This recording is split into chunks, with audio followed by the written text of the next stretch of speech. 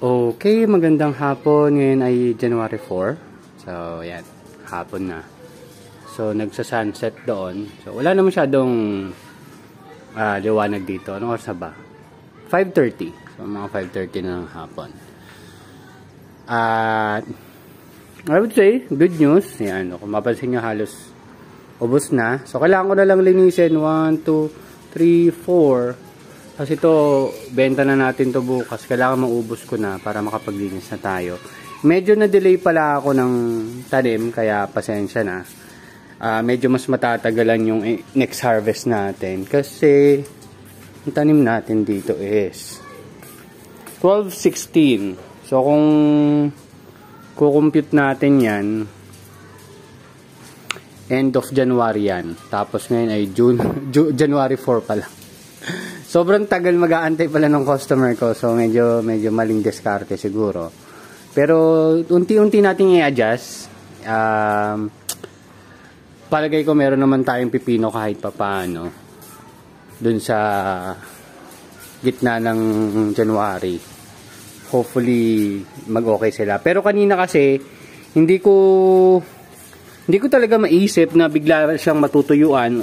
Hindi ko sure kung nakulangan ako ng dilig sa kanya or na hindi ko siya diligan ng isang araw. Nalanta siya. Ayan. Pero kasi ganitong stage niya, talaga medyo malakas na siya kumonsumo ng tubig or ng nutrients. Kaya naintindihan ko rin kung ma-delay ako ng isang araw, medyo matutuyuan talaga siya. Pero ngayon, diniligan ko na siya kaninang umaga, so naka-recover na siya ngayon. Hindi ko ito sure kung ito yung ano yun, white mildew ba yun, sinasabi nila. Yan. So,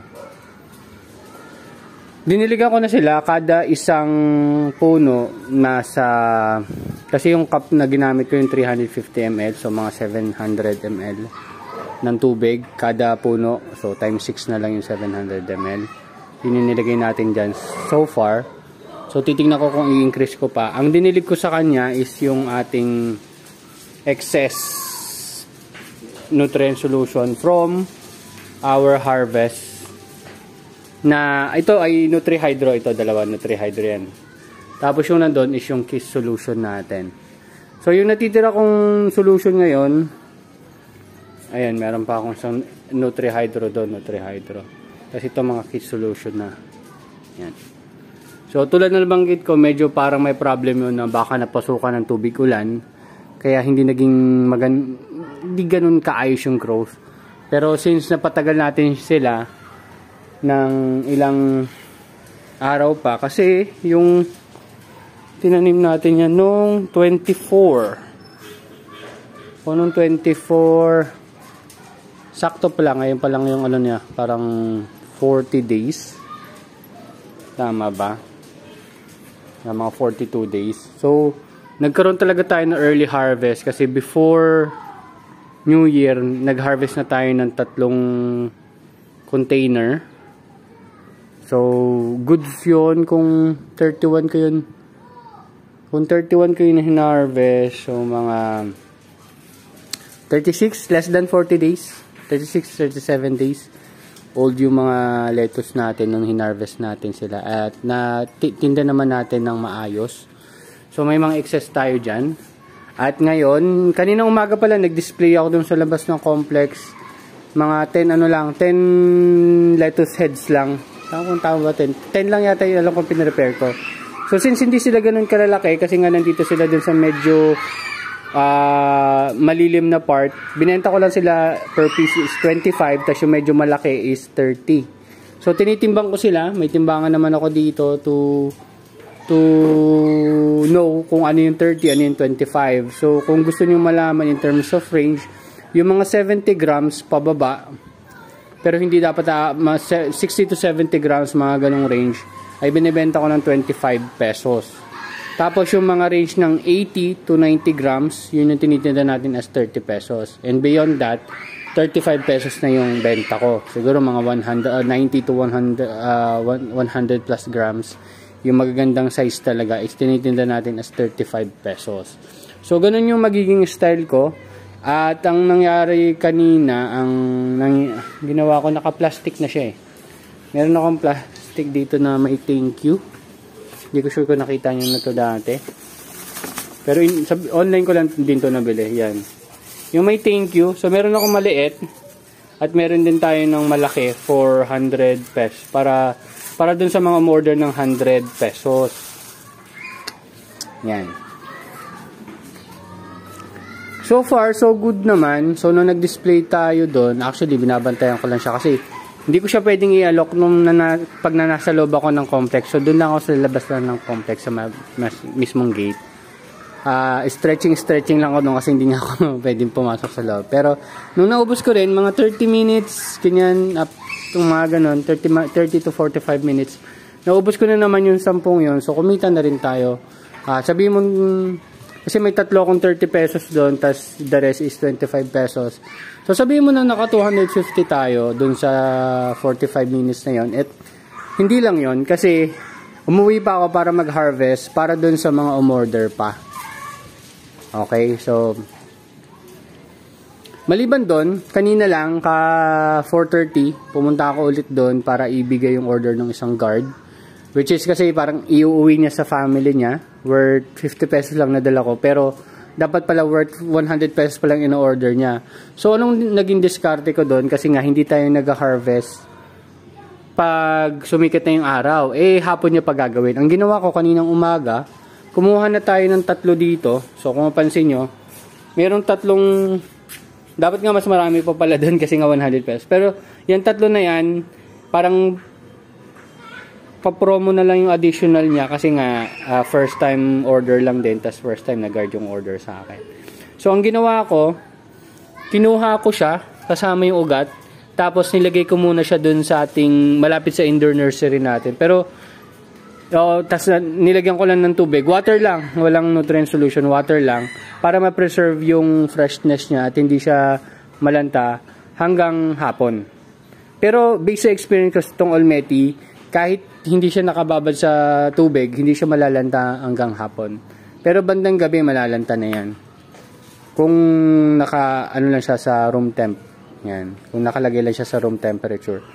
Pero ganun yung ginawa kong diskarte. Siguro sa susunod, dun sa pagbababa ko siya, hindi ko siya idedirekta dun sa malapit sa indoor nursery ko. Kasi ang possibility na may mga insect or kung anumang problems na may dala dito sa outdoor is mapunta dun sa indoor nursery ko. So, maglalagay tayo ng isang location kung saan doon natin idadump muna yung mga ayaw natin paarawan. So, bakit ayaw natin paarawan? Based kasi sa experience ko dito sa ating location which is lowland, pag na-stress na sila sa init, although ngayon kasi medyo malamig-lamig pa kaya okay lang siguro, may tendency silang pumait. Kaya, yun lang ginagawa ko. Iniiwas ko na lang sila sa init, nilalagay ko na lang sila sa baba.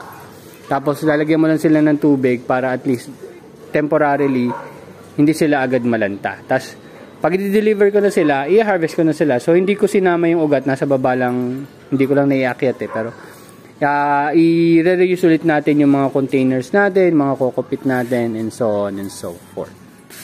So ngayon nakatulog lang ako kanina pero yan, naka-recover na tong lettuce, itong cucumber natin. So, ito gusto ko lang patayin, pero malamang patayin ko na to bukas. Kung wala talaga ako nakitang lumaking,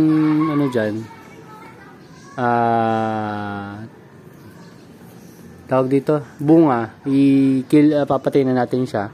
Tapos, ayusin ko yun. Hindi ko pa naayos kasi ito, tingnan nyo.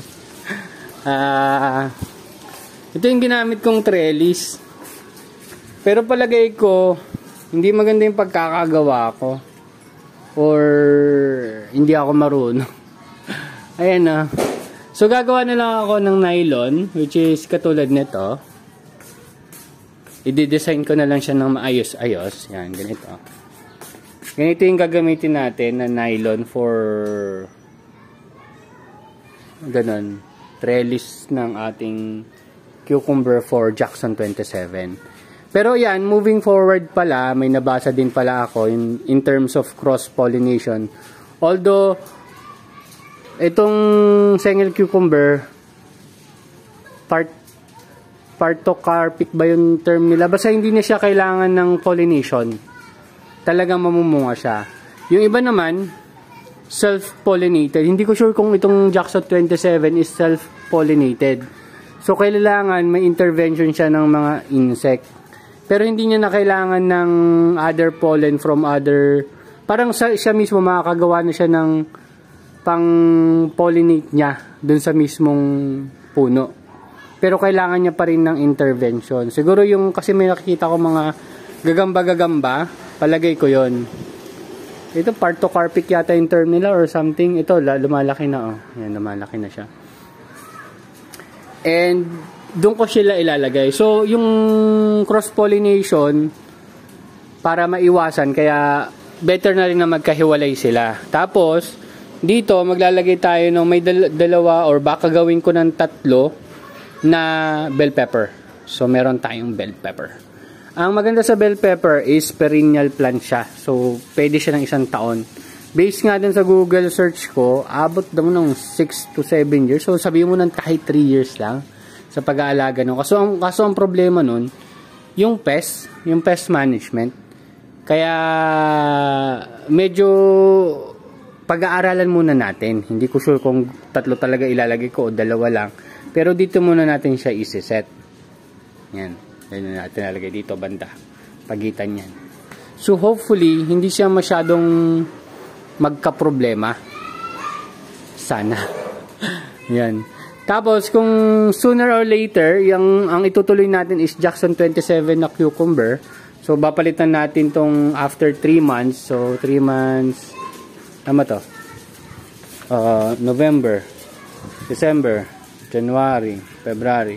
So, end of February, papalitan na natin tong Sengel cucumber. Gagawin natin Jackson 27. Ang problem ko lang sa Jackson 27, nakita nyo naman, isang plant pa lang, sobrang laki ng sakop niya. So, aayusin ko pa yung mga trellis natin dyan para maiwasan nating matakpan yung CCTV doon. So, siguro lalagyan ko pa dito. Yan. So, ganun na rin na ayos ko doon. Papakita ko na lang sa inyo sa susunod. Pero ang gagawin ko ngayon, ano bang gagawin ko ngayon? Hindi ko sure kung maglilinis ako. Oh. Meron kasi ako mga, ito pala. Kailangan ko ring linisan na mga, pakita ko lang sa inyo yung mga usual routine ko after harvest. Yan. So, binabad ko lang muna siya para lumambot lang yung dumi. Ayan. So, lilinisan natin to para ma-reuse ulit natin. And, ito pala, bala ko kasi ang gamitin ko na lang is puro ganito. Nagkaka-problem din, hindi naman sobrang major problem, pero nagkaka-problem din kasi ako in terms nung indoor nursery natin. So gusto ko sana ganito yung sukat niya para swak na swak dun sa seedling tray. Pag ganito kasi medyo magkakaroon ng aangat ng konti yan. Pero kasi ang maganda dito, may butas yung gilid. Kaya, yung bago kong ginawang mga ganito, yung ginapit-gupit ko sa baba, ginamitan ko ng soldering iron, tapos nilagyan natin ng butas dito sa gilid. Yan, 4. Yan. Nilagyan natin ng guhit dyan. Makita nyo na lang din sa susunod. Pero gumawa ako nun parang ganito. Hanapin ko lang.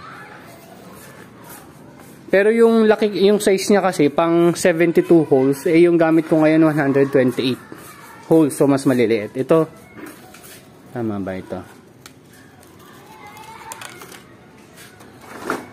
Ito. Yan. Yan, no, pero hindi ko na siya pinabot hanggang dun sa baba, hanggang dito lang sa taas. Yan, dito lang, hanggang gitna lang yan. Meron lang siyang hiwa, kumbaga. Yan. Ito nga dati, sa baba lang ako naghiwa Pero tingnan natin kung ano yung best. Pero sa palagay sa gilid, mas okay. So yun, yung nakita nyo mga net caps doon, ito siya. Ito yung pinanggalingan niyang coco pit. So sobrang dami nun, ito lang yung coco pit na kailangan mo para dun sa ganun karaming net caps. Kung hindi ako nagkakamali, 7 yun So 7 times 15, 100. Sabi mo ng 105 kasi, sabi mo ng 100. 100 net caps, ito lang yung kokopit na kailangan mo. Ganun ang nakikita kong advantage paggamit ng net caps. Okay? Kaya pinupush ko rin na net caps yung ginagamit ko dito. Although may challenge din kasi kailangan mataas yung tubig. Yun, tapos nagsa-try tayo ng wick setup. Ang problema natin sa wick setup is disintegrate yung wick natin. Kaya pag naputol yun, may hirapan ng makarecover yung mga halaman natin. So, may mga challenges, pero tinitingnan natin yung mga possible solutions natin doon. And, umulan kahapon ng medyo malakas-lakas at napansin ko, nabasa to. Possible, may tulo pa rin talaga dito. Kaya lalagyan pa rin natin na ng cover. In terms naman dito kasi hindi tinatamaan kasi naiiwas na natin siya sa butas. So possible, ang gawin natin, maiwas ko ba siya sa butas? Hindi ko kasi siya maiiwas dito sa butas Ayan Tama talaga siya dito So lalagyan na lang natin ng ganito. Temporarily, ganyan lang muna. So, ayun, yun lang yung mga minor updates natin sa ngayon. So, magdidilig-dilig lang ako kasi yan, mapapansin nyo yung tanglad. Pero pag medyo maninipis na yung dahon ng tanglad, nakukulangan na yan ng tubig. So, dilig-dilig lang tayo. Dami ko pang tanglad dun, Parang gusto ko ulit magtanim ng tanglad. Pero, saan ko ilalagay, kumbaga? yun na yung next challenge natin ngayon, saan mo na ilalagay yung tanglad. Pero, yan. And, bukas, yan, since ililinis na natin to lahat, at nabanggit ko sa inyo, may naging customer tayo na guard, tapos naibalita niya rin sa ibang guard dun, siyempre gusto rin natin na kahit pa paano ma-enjoy nila yung produkto natin. At yung diskarte ko na ibababa ko na lang siya, para bago umuwi yung mga guards, ay mabigay natin sila ng fresh harvest ng lettuce natin. So, ito naman, for personal use na to pero pwede nating pang promo, i-add na lang natin sa kanila. Ayan. Kasi yung mga excess lang natin yan. Tapos ang dinidilig natin sa kanila is yung excess lang din na nutrient solution from our farm. So wala namang tapon. And ito, ayusin lang natin to. Tingnan ko kung anong magagawa ko. Pero tulad ng sabi ko sa inyo,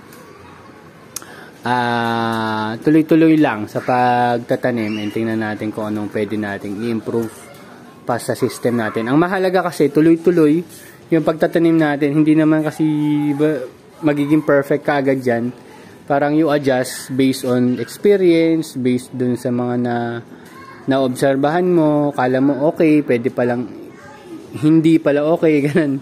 Gets nyo? Talagang it's a learning process itong pagtatanim and hopefully